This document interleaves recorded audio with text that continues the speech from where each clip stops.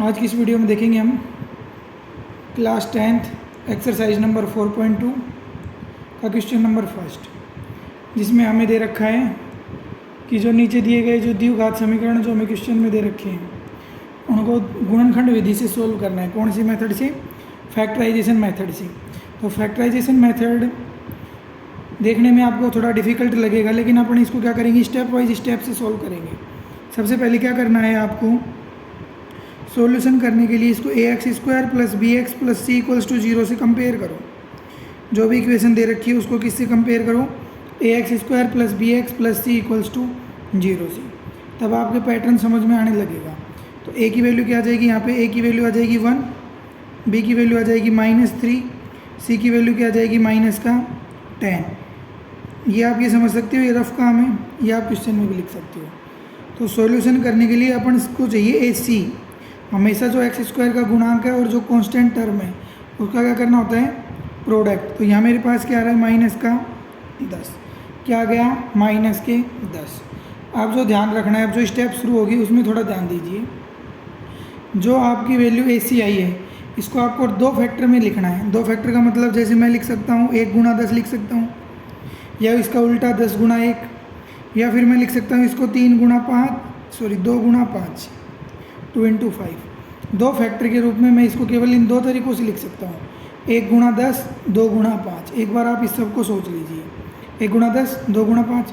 अब हमें वो फैक्टर लेना है जिसके अंदर जोड़ या घटा करने पर, जिसमें गुणनखंडों का जोड़ या घटा करने पर हमारे पास क्या आ जाए, b आ जाए। क्या आ जाए, b। क्वांटिटिव वैल्यू ले रहे हैं अपन केवल पॉजिटिव 3। तो मेरे को पता है 5 में से 2 घटाने पर क्या आ जाएगा, 3 आ जाएगा। इसको सोल्व कैसे करेंगे, सोल्व करने के लिए सबसे पहले x² लिखो, लिख लिया। फिर जो साइन है वो साइन लगाओ -3 कैसे आ रहा है, 5 में से 2 घटाने पर आ रहा है, तो ये हो गया 5 - 2। x वेरिएबल रहेगा -10 इक्वल्स टू 0। समझ में आया? एक बार दोबारा से देखिए। सबसे पहले a, b और c का पता लगाना है, उसके बाद हमें a इंटू सी करना है। ध्यान से रखना है, पहला गुणा तीसरा नहीं, बल्कि जो a है उसी को c से गुणा करेंगे। कई बार आगे पीछे भी हो सकता है। तो a इंटू सी की वैल्यू -10 आ रही है। फिर 10 के मैंने फैक्टर देखे, 2 ही फैक्टर बनाने हैं, मतलब 2 मल्टीप्लाई के रूप में, 2 प्रोडक्ट के रूप में। 1 गुणा 10 और एक हो गया 2 गुणा 5, और बाकी इसका उल्टी। फिर मेरे को b देखना है, b कितना आ रहा है, 3। अब जो b की वैल्यू है वो ac को प्लस या माइनस करने पर आनी चाहिए। तो मैंने देखा कि 5 में से 2 घटाने पर क्या जाएगा, 3। फिर क्या करना है, जो क्वेश्चन था वो मैं एज इट इज़ रख रहा हूँ, केवल जो 3 था उसको लिखा है 5 - 2। आगे सोल्व करूँगा तो आ जाएगा x² माइनस के 5x प्लस का 2x माइनस का 10 इक्वल्स टू 0।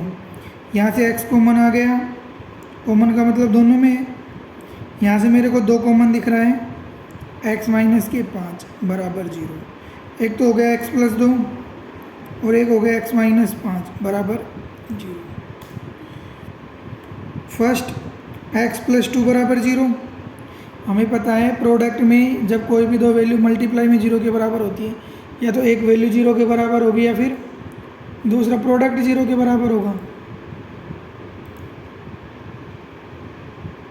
या तो एक प्रोडक्ट 0 के बराबर होगा या दूसरा प्रोडक्ट 0 के बराबर होगा। तो एक हो गया x प्लस 2 बराबर 0, तो यहाँ से आ गया x बराबर -2। ये एक मूल हो गया। दूसरा x माइनस 5 बराबर 0 किया तो x बराबर कितना आ गया, 5। ये दूसरा मूल बीटा हो गया, ये पहला मूल अल्फा हो गया। ठीक है, हमसे क्वेश्चन में यही पूछा कि समीकरणों के मूल ज्ञात कीजिए। अब अपन चलते हैं आगे। क्वेश्चन नंबर जो सेकंड है उसमें मैं देखता हूँ a की वैल्यू 2 है, b की वैल्यू 1 है, c की वैल्यू -6 है। जब a गुणा c करता हूँ तो -12 बनता है। 12 के फैक्टर क्या क्या हो सकते हैं, एक हो सकता है 1 गुणा 12, एक हो सकता है 2 गुणा 6, एक हो सकता है 3 गुणा 4, डबल प्रोडक्ट के रूप में। 1 गुणा 12 या इसका उल्टा, 2 गुणा 6 या फिर 6 गुणा 2, 3 गुणा 4 या 4 गुणा 3। मेरे को क्या चाहिए, b कब आएगा, जब 3 और 4 फैक्टर लेंगे। तो क्या करेंगे, 2x² सेम रहेगा as it is, plus sine x की जगह मैं लिख रहा हूँ 2, 4 माइनस का 3, x ऐसे कैसे -6 बराबर 0। b यहाँ पे 1 था, 1 को मैंने लिखा 4 - 3। आगे सोल्व करते हैं, 2x² प्लस के 4x माइनस का 3x माइनस का 6 बराबर 0। 2x कॉमन आया तो यहाँ से बच गया x प्लस के 2, यहाँ से -3 कॉमन आएगा तो x प्लस के 2 इक्वल्स टू 0। जो सेम ब्रैकेट है वो एक साथ आ जाएगा और जो बच गई वैल्यू वो एक साथ आ जाएगी। यहाँ से वही दो सिचुएशन आ गई मेरे पास, एक तो 2x माइनस 3 बराबर 0 होगा, यहाँ से आ जाएगा x इक्वल्स टू प्लस का 3 और 2 चला जाएगा डिवाइड में, ये 1 0 आ गया, 1 0 आ गया।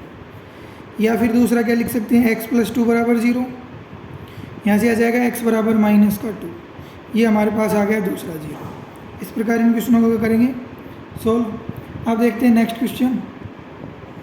तो हमारे पास थर्ड क्वेश्चन में दे रखा है √2x² प्लस का 7x प्लस के 5√2 इक्वल्स टू 0।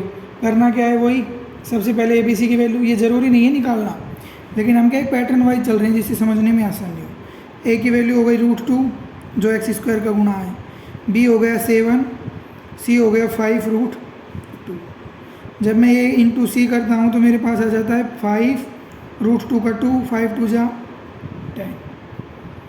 फिर क्या करना होता है, जो AC आता है इसको फैक्टर के रूप में लिखते हैं।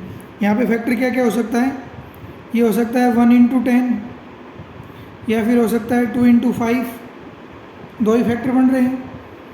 B लेके आना है 7, 1 और 10 से 7 नहीं आएगा बल्कि 2 + 5 करने पर क्या आ जाएगा 7। इसके लिए क्या करेंगे, √2x² सेम रहेगा, 7 की जगह लिख दूंगा 2 + 5 ये x प्लस का 5√2 इक्वल्स टू 0। यहाँ से √2x² प्लस के 2x प्लस के 5x प्लस 5√2 इक्वल्स टू 0। आगे सॉल्व किया तो हमारे पास क्या है,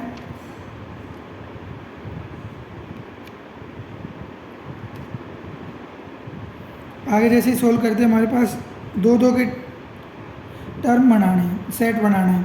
फर्स्ट में √2 और x कॉमन आएगा, √2 कैंसिल, एक x बच गया, यहाँ से x तो हट गया, 2 ये √2 तो √2 बच गया। यहाँ से मेरे को 5 कॉमन दिख रहा है तो x प्लस के √2 इक्वल्स टू 0। ये दोनों ब्रैकेट सेम बननी चाहिए तब तो क्वेश्चन सही है, वरना क्वेश्चन क्या हो रहा है गलत। तो या तो √2x प्लस का 5 एक बन गया, एक बन गया x प्लस का √2। जैसे ही आगे चलेंगे या तो √2x प्लस 5 बराबर 0, यहाँ से √2x बराबर -5, x बराबर आ जाएगा -5/√2। ये हमारे पास 1 0 आ गया है। या फिर क्या हो सकता है, x प्लस √2 इक्वल्स टू 0, यहाँ से आ गया x इक्वल्स टू -√2। ये इसका क्या आ गया है दूसरा सॉल्यूशन। नेक्स्ट क्वेश्चन करते हैं नेक्स्ट क्लास में।